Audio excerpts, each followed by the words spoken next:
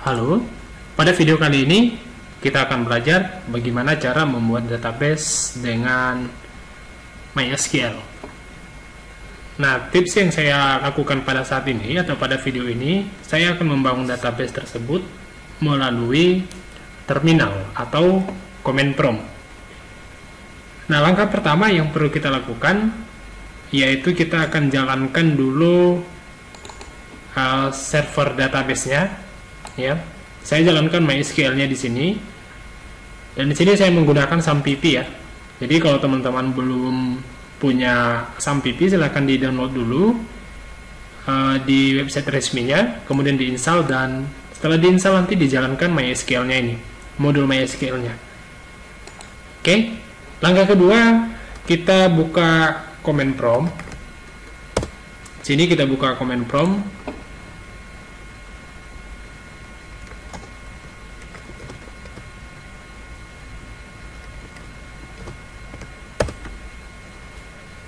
Oke, saya akan masuk ke directory C-nya dulu. Saya cek directory dulu. Kemudian saya akan masuk ke dalam folder SAM. Oke, kemudian MySQL, kemudian bin. Kemudian kita jalankan MySQL-nya. Oke, nah sekarang kita sudah berhasil masuk ke dalam MySQL-nya. Langkah berikutnya yang perlu kita lakukan yaitu kita lihat database kita terlebih dahulu. Apakah sudah ada database-nya atau belum di dalam MySQL-nya ini sendiri. Nah, perintah yang kita gunakan untuk menampilkan database-nya yaitu kita buat perintahnya show databases. Nah, di sini ada beberapa database yang sudah tersedia. Dan barangkali kalau misalnya kita belum pernah membuat database sama sekali, ada database default yang disediakan oleh si MySQL itu sendiri. Nah, jadi nanti teman-teman tidak usah heran ini database-nya kenapa bisa ada gitu. Padahal saya belum pernah membuat database. Nah, seperti yang saya sampaikan tadi, ada beberapa database yang default yang di-create oleh si MySQL. Jadi kalau misalnya kita mau membuat database kita sendiri, boleh kita buat di dalam MySQL-nya. Nah, bagaimana cara membuat database-nya? Kita gunakan perintah create. Create database, kemudian nama database-nya apa? Misalnya saya buat di sini DB penjualan, titik koma, dan enter. Nah, ketika saya create database penjualan, DB penjualan, dan saya enter, muncul query OK, berarti ini sudah berhasil saya create database-nya. Nah, kalau kita perhatikan, DB penjualan di sini dalam tabel ini belum ada. Ya, di sini belum ada. Nah, ketika nanti kita select lagi menggunakan perintah ini, maka DB penjualan ini akan terlist di dalam tabel database ini. Nah, coba kita lihat. Nah, sekarang bisa kita bandingkan di tabel yang di atas dengan tabel yang di bawah. Di sini di bawah call center apps ini, di sini ada satu database yang tersisip yaitu DB penjualan. Ini database yang kita buat barusan ini. Nah, kita sudah mempunyai banyak database. Lalu bagaimana sekarang kita memilih satu database yang sudah kita create tadi? Ya. Nah, untuk memilih satu database supaya kita bisa mengelola database itu sendiri, maka kita gunakan yang namanya perintah use. Kita gunakan perintah use dan diikuti dengan nama database-nya, yaitu DB penjualan. Oke, nah sekarang kita sudah masuk ke dalam database penjualan, di mana setelah kita gunakan perintah use DB penjualan, di sini muncul pesan database change. Dalam artian kita sudah berhasil memilih database-nya. Nah, seperti yang kita pelajari sebelumnya, atau kalau misalnya kita perhatikan, database itu adalah isinya semua tabel-tabel, gitu ya. Isinya semua tabel-tabel, dan data-data yang akan disimpan nantinya kita akan simpan ke dalam tabel tersebut yang tersedia di dalam database yang kita create. Nah, untuk melihat isi suatu database, maka kita gunakan perintah show tables. Oke, di sini katanya empty set. Nah, jadi isi database dari DB penjualan ini belum ada, gitu ya. tabel di dalam database penjualan ini belum ada. Nah, bagaimana cara kita membuat sebuah tabel atau membuat satu tabel atau lebih di dalam satu database? Maka kita gunakan perintah create seperti yang kita gunakan tadi ketika kita membuat yang namanya database DB penjualan. Nah, di sini kita gunakan create table. Nama tabelnya apa? Gitu ya. Nama tabelnya misalnya table barang. Table barang di sini saya bikin. Kemudian saya enter. Nah, kemudian setelah saya buat create table barang, maka saya ikuti dengan fieldnya. Sini saya gunakan kode barang, yang dimana kode barang itu akan saya inputkan nanti datanya di dalam itu berupa angka dan huruf. Nah, jadi saya gunakan tipe data varchar dengan value-nya itu 15. Kemudian nama barang saya gunakan juga varchar dengan value-nya 40. Kemudian satuan saya gunakan juga varchar dengan value 30. Kemudian berat saya gunakan varchar. Saya gunakan varchar 20. Kemudian jumlah. Oke, sebelum masuk jumlah saya masukkan harga dulu. Ini saya buat double dengan tipe data double harganya. Kemudian jumlah. Jumlahnya saya buat integer. Berapa? 8. Nah, jadi perlu kita perhatikan di sini ada beberapa field yang kita buat untuk tabel barangnya tadi. Yaitu ada kode barang, nama barang, satuan, berat, harga, dan jumlah. Nah, di sini ada beberapa tipe data yang saya gunakan, yaitu varchar, ada double, dan integer. Nah, jadi penggunaan tipe data ini bisa kita sesuaikan dengan jenis data yang nantinya akan kita masukkan ke masing-masing fieldnya ini. Nah, jadi kalau misalnya kita lihat harga, yaitu kan nanti bisa dalam bentuk bilangan pecahan, maka tipe data yang bisa kita gunakan atau yang sesuai dengan harga tersebut yaitu kita gunakan double. Atau di field yang lain yaitu jumlah. Kalau di jumlah kita perhatikan nanti datanya itu kan semuanya angka. Nah, jadi ada tipe data yang menampung khusus untuk angka saja. Jadi kita gunakan integer tipe datanya. Nah, kalau misalnya kita mau menggunakan yang dimana nanti datanya itu adalah merupakan gabungan dari angka dan huruf, maka bisa kita gunakan varchar. Oke, nah jadi setelah kita buat perintah ini create table kemudian table barang, maka nanti akan tercreate satu table dengan field yang sudah kita tentukan tadi.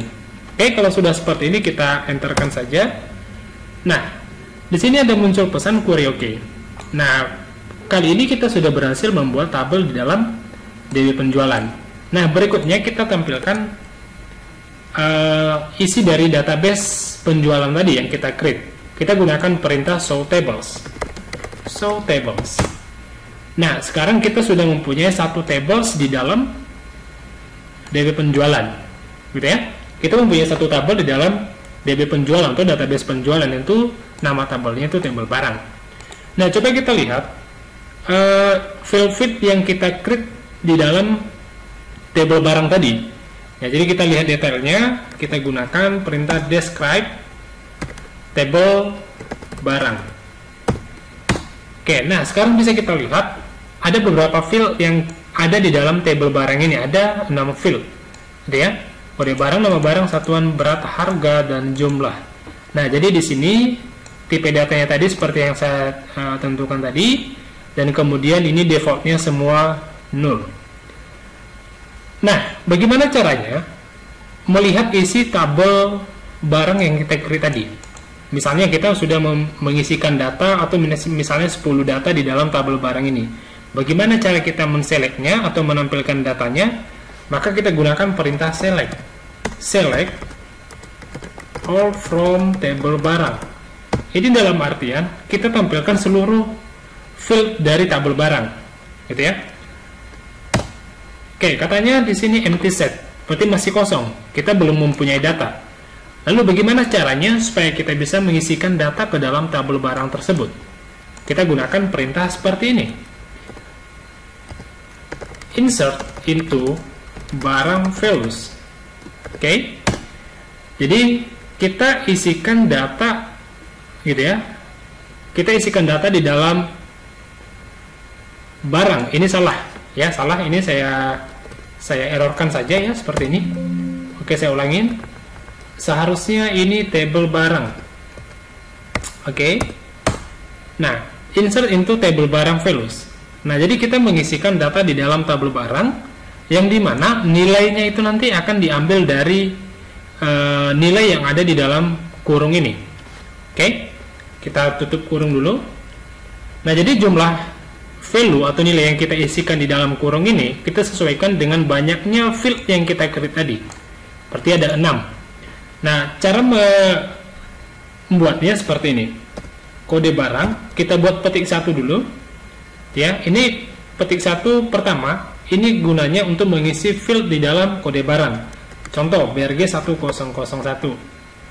Nah, jadi untuk BRG 1001 ini, ketika nanti kita create, maka dia akan menempatkan posisi di field kode barang atau di kolom kode barang. Nah, yang kedua, untuk mengisi field yang kedua, maka dipisahkan dengan tanda koma. Oke, kemudian nama barangnya misalnya buku. Yang berikutnya juga hal yang sama, kita lakukan satuannya misalnya lusin. Kemudian berikutnya misalnya 1 kilogram.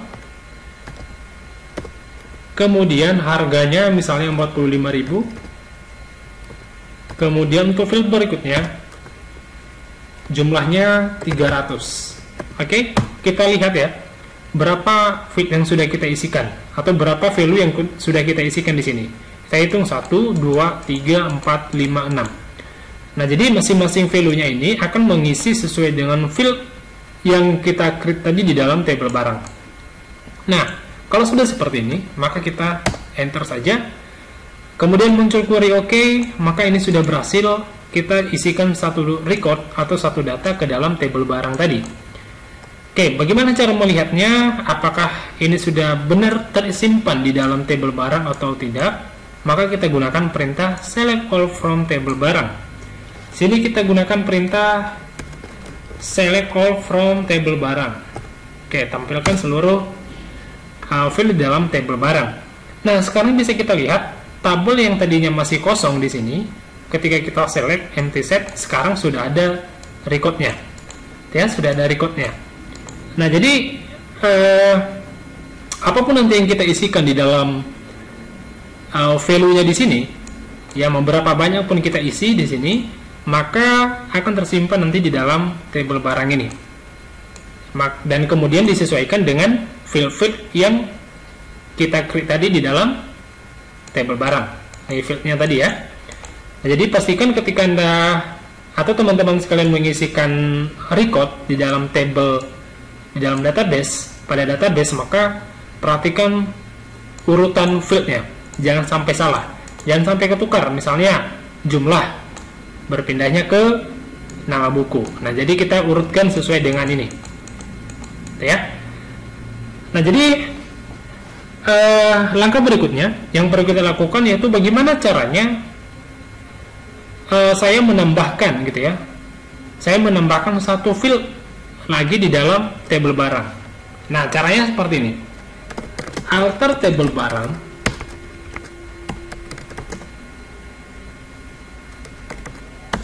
Add column. Kita tentukan nama kolomnya, misalnya deskripsi, tipe datanya apa, varchar, gitu ya. Varchar misalnya 100, kemudian titik koma, enter. Oke, ini salah ya. Seharusnya di sini table barang. Oke.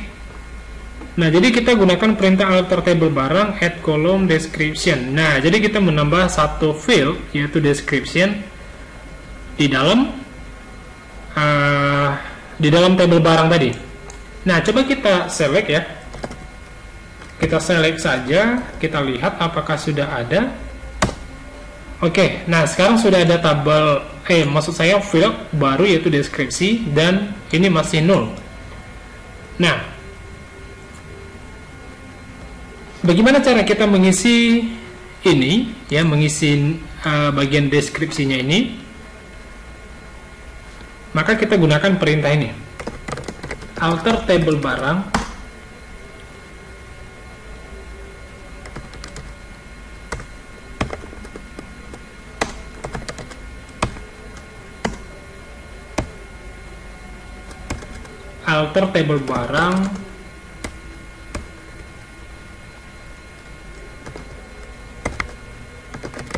update deskripsi, update table barang, set deskripsi.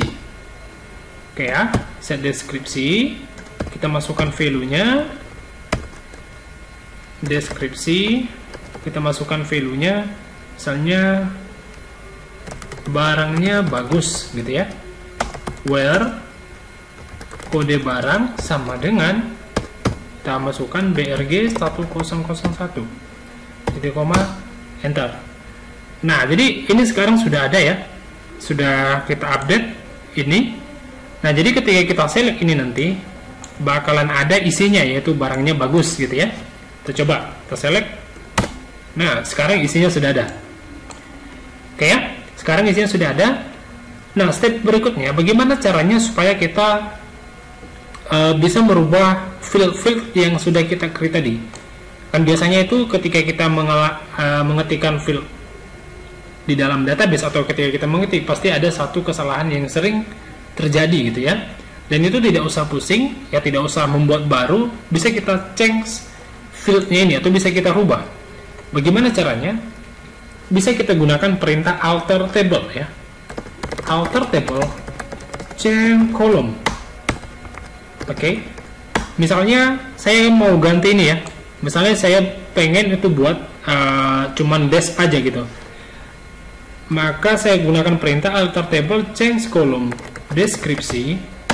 Kemudian ini adalah kolom yang lama ya, kita sisipkan di sini. Kemudian setelah kita masukkan kolom yang lama, kita masukkan kolom yang baru yaitu dash. Kemudian kita masukkan varchar-nya atau tipe datanya yaitu 100. Kita titik komakan, kemudian enter. Sorry, ada yang error. Oke, ada yang salah nih. Alter table barang change. Oke. Change column.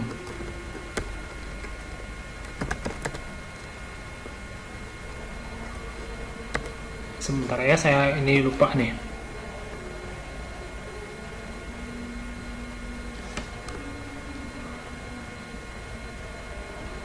Deskripsi. Oke. Change kolom deskripsi.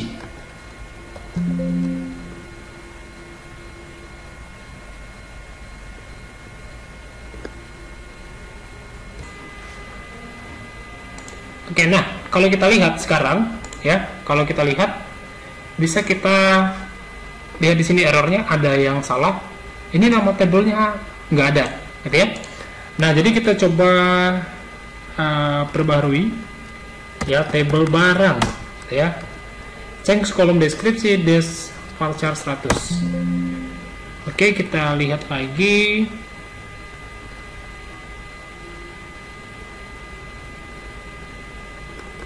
Oke, ini masih salah ya. Ini seharusnya TBL. Oke, alter table barang. Oke, kita coba seperti ini. Aduh, ini yang salah nih. Di sini change column. Oke, di sini table change columns. Oke. Nah, di sini sudah benar. Ya, ini perintahnya yang benar. Mohon maaf, ini ada yang salah. Jadi ini jangan berpatokan dengan ini. Ya, error itu wajar ya, untuk belajar gitu ya. Jadi silakan di-update sesuai dengan perintah ini. Maka ketika muncul query OK, maka kita akan mendapatkan perubahan pada field yang kita buat sebelumnya. Coba kita buat perintah ini select, gitu ya. Select all from table barang. Nah, sekarang kita lihat perbedaannya. Di sini tadi kita masih deskripsi, setelah kita update menggunakan alter, maka di sini sudah berubah menggunakan des, gitu ya. Nah, lalu bagaimana cara menghapus sebuah field? Ya, bagaimana cara menghapus sebuah field dalam satu table? Caranya seperti ini. Alter table, table barang, kemudian drop des. Oke. Nah, dalam artian kita mengupdate sebuah table barang dan menghapus yang namanya field deskripsi. Nah, kalau kita select lagi, select all from table barang, maka field des-nya tadi sudah tidak ada lagi, sudah terhapus. Oke, ada yang salah, ini penulisannya select seharusnya. Oke, nah sekarang kita sudah kembali pada field atau table yang sebelumnya, yang belum ada deskripsi, seperti ini. Lalu bagaimana cara mengupdate nama barang atau record yang kita sisipkan di dalam table barang tadi? Nah, ini saya mau rubah menjadi pulpen. Nah, maka yang perlu kita gunakan perintah update table barang set, ya, set nama barang sama dengan kita masukkan nama yang baru, misalnya pulpen. Ya, kita masukkan pulpen where yang dimana kode barangnya itu sama dengan BRG 1001. Oke, kalau sudah seperti ini, ya, kalau sudah seperti ini, kita enterkan saja, maka muncul pesan query OK. Nah, setelah kita lakukan proses update tadi, maka buku ini sudah tidak ada lagi, tapi di change atau diganti dengan pulpen. Coba kita select lagi, select bintang from table barang. Nah, sekarang nama barang yang tadinya buku sekarang sudah menjadi pulpen. Oke, langkah terakhir yang perlu kita lakukan, bagaimana caranya menghapus record di dalam table barang? Cukup gampang sekali. Kalau misalnya kita mau menghapus keseluruhan isi table barang, cukup menuliskan delete, ya, delete from barang.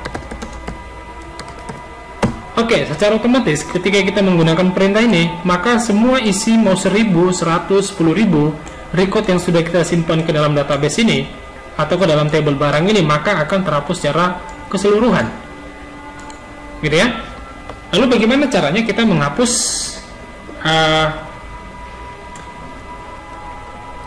satu record saja atau menghapus data sesuai yang kita inginkan? Nah, caranya seperti ini. Delete from barang where kode barang. Nah, jadi ini caranya kita menghapus record atau data di dalam table barang itu satu persatu. Nah, kemudian kita masukkan datanya atau kodenya, ya. Ini kodenya ini saya jadikan sebagai primary key-nya 1001. Kemudian kita titik komakan, kemudian enter. Oke, ini table barangnya salah. Seharusnya di sini TBL, ya. Salah. Oke, query oke. Delete from table barang where kode barang. Nah, ini kode barangnya saya ambil dari sini. Nah, setelah kita hapus, coba kita select all from barang. Nah, sekarang ini TBL, sekarang empty set. Jadi saya rasa cukup sekian materi untuk pembuatan database di dalam command prompt menggunakan MySQL, dan database ini nanti akan kita gunakan dan kemudian kita integrasikan ke dalam Visual Studio 2008 atau VBNet. Jadi silakan diikuti terus materinya, jangan sampai ketinggalan. Apabila Anda Belum paham silahkan diulang dan jangan lupa di-share ke teman-temannya supaya teman-teman yang lain juga bisa paham bagaimana cara membangun dan membuat database menggunakan command prompt di dalam MySQL.